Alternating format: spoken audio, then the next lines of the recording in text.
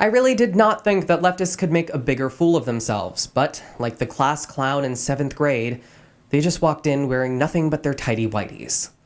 Elon Musk just bought Twitter, and leftists all over America are having a darn tantrum about it. From free speech to the media and corrupt officials, they've really done it this time. You're watching The Take. I can't believe that we're seriously at a point where I need to spell this out, but free speech is important, people. I know that a society void of hate speech and expletives and things you disagree with might sound nice on the surface, but we've tried that. It doesn't work. Ultimate. Okay, that's enough! No. Alright, you have a point with that last one, but we still need to move on. Free speech is a principle, not just an amendment. Yes, the First Amendment protects against government intervention in free speech, but what you also need to recognize is that in 1776, the Founding Fathers didn't consider that a couple icons on a magic box that we carry around everywhere would become the public square. In modern America, social media is the way that people communicate, and yes, controlling it is controlling speech.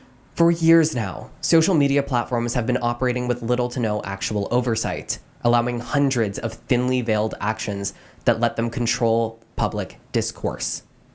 When COVID-19 struck, for example, we allowed social media companies to introduce information centers and to fact-check political content. Except those information centers and fact checks turned into opinion centers, not factual assertions. What's more, social media companies began turning down the reach of content that they simply did not like by banning accounts, artificially tampering with the reach of politically dissident content, and suspending accounts for popular news outlets. Elon Musk recognized this, and so he initiated a plan to literally buy Twitter and turn it into a free speech haven, largely to the dismay of the authoritarian left.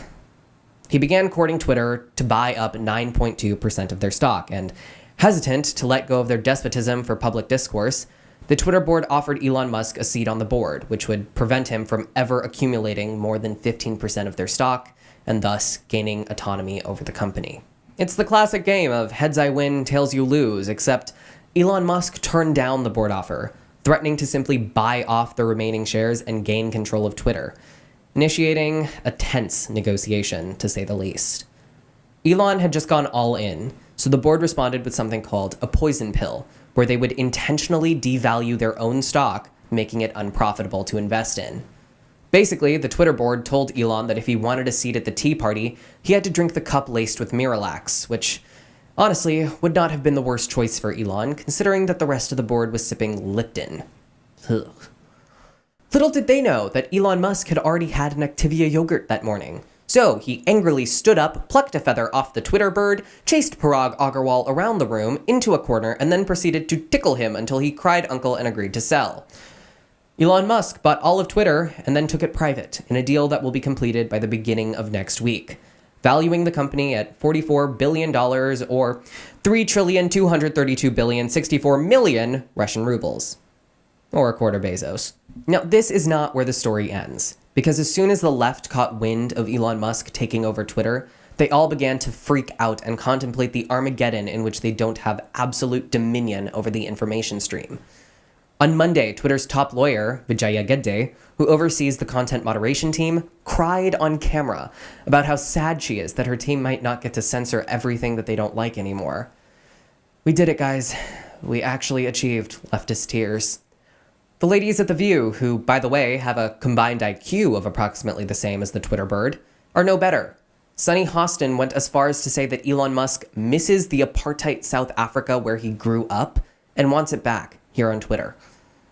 This is a classic leftist maneuver, by the way. Take anything that they don't like and conflate it with racism or discrimination to rally their base against it. Now, don't get me wrong. Leftist hate for free speech is not isolated to Twitter. Matt Walsh recently published a best-selling children's book called Johnny the Walrus, comparing transgender children to a boy named Johnny who likes to play pretend and call himself a walrus, sticking wood spoons in his mouth for tusks and socks on his hands for fins. One Amazon executive said in a leaked video that the book was one hell of a problem, and then pulled up a customer complaint that said the book encourages LGBTQIA+ individuals to kill themselves. Now, I actually have the book right here, and I won't bore you with the entire thing, but let's take a quick look. So the book begins with Johnny coming downstairs pretending to be a walrus, and his mom, who is amused, takes a picture and posts it on an ambiguous social media website. The book then says, but Johnny's mom's phone said it's not just pretend. Only a bigot would say that. How dare you offend? Okay, so then Johnny's mom takes Johnny to the doctor, who gives him medications and makeup and tells him that a simple procedure would cut his feet into fins. Ultimately, Johnny becomes really uncomfortable and depressed, and then the book says, deep down, Johnny's mom knew that something was wrong, but she felt so much pressure, so she just went along. And then finally, the book ends with Johnny's mom taking Johnny to the zoo, where she meets a man with a beard who's sort of meant to look like Matt Walsh himself, where the zookeeper says, that's not a walrus, that's just your little boy, and this is really cruel that you're doing it to him. So then Johnny's mom says, but if I believe that, they'll say that I am phobic. And then Matt Walsh says, protecting your son, ma'am, is what's most heroic. So now, I just gave you the gist of the book altogether, and nowhere in here does Johnny die. Nowhere in here does anybody die, actually. It's just a story about how people on the internet egged Johnny and his mom on to ultimately Johnny's detriment.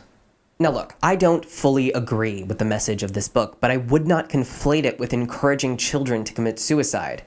Because one, unlike the woke militia of UC Berkeley, whenever I hear an opinion that I don't necessarily agree with, I don't feel like Tom the cat when he's so angry his face turns ketchup red and steam blows out of his ears. But also, because I believe in free speech and that good ideas naturally consume bad ones.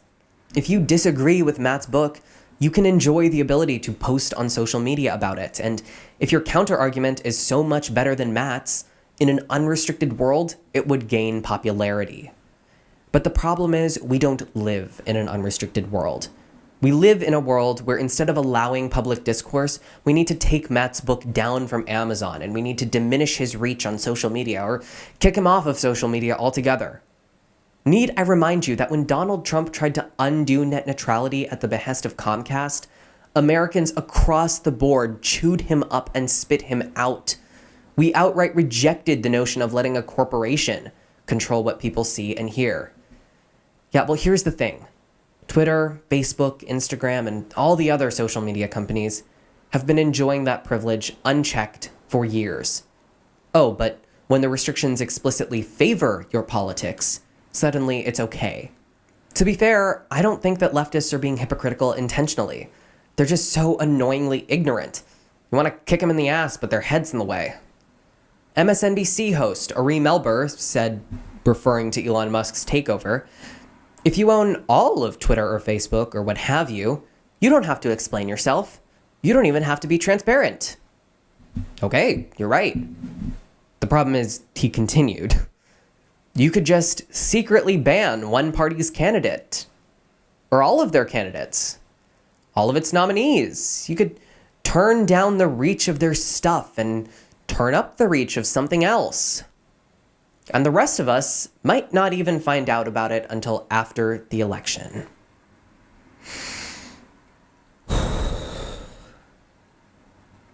If leftists keep writing my material for me, I'm going to be out of a job.